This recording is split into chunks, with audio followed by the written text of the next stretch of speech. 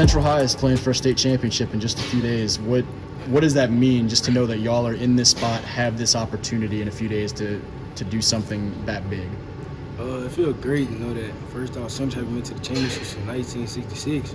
So it feels great to be a part of the history that we're making right now. How much are y'all hearing about that? I mean, there's still guys that are getting up in age, but we're a part of that team that are still around and come and see you guys on some Friday nights. How much are y'all hearing from sort of the community and fan base and maybe even some members of that team about how excited they are and how cool this is? I mean, from the members last year, it's amazing to them because last year we wanted to go this far with last year, but things happen. They still a part of this journey right now. Playing with them last year gave us a reason to make it all the way this year. So.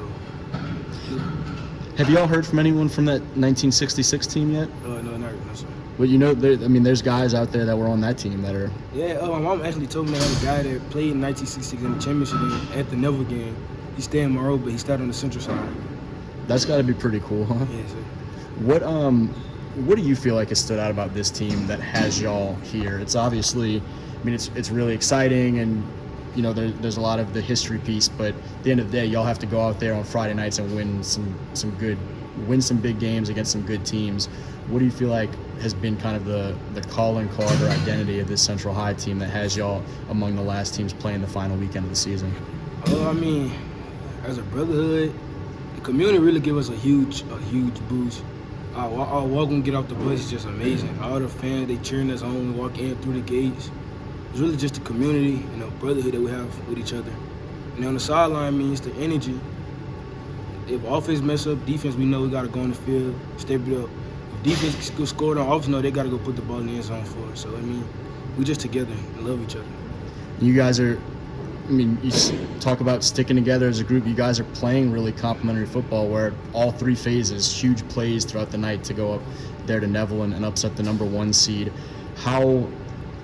How effectively do y'all feel like y'all are playing in terms of, it's not just we're strong here, but we've got to worry about this vulnerability, but it seems like y'all are able to beat teams in a variety of ways right now.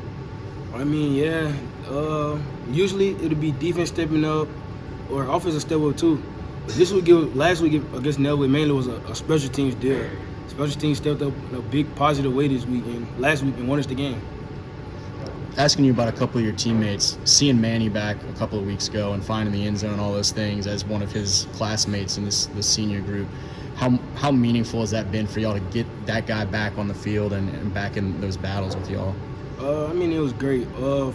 Second round in the playoffs, Coach Kemp told us he told us something, but the main thing he said was he didn't care about. He just wanted to see Manny pass one more time.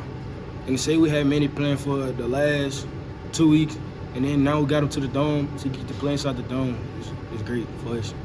And then I'm going to ask you about the young guy too, Marvin, who just like you in that first game and in some spots throughout this year has been someone that's been called upon to be kind of a versatile playmaker for this team. What has impressed you about him and the way he's kind of approached that to be able to jump in there with y'all's really close-knit senior group and do what he needs to do to be a part of this thing? Well, in the summer, Coach Kemp, me and Jackson both knew Marvin was going to be a big role at running back and at safety.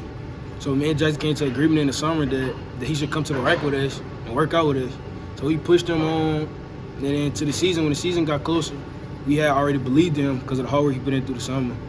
So then when the moments came, we just knew we could depend on him. Put the ball in the end zone, make a tackle, come down and make a tackle.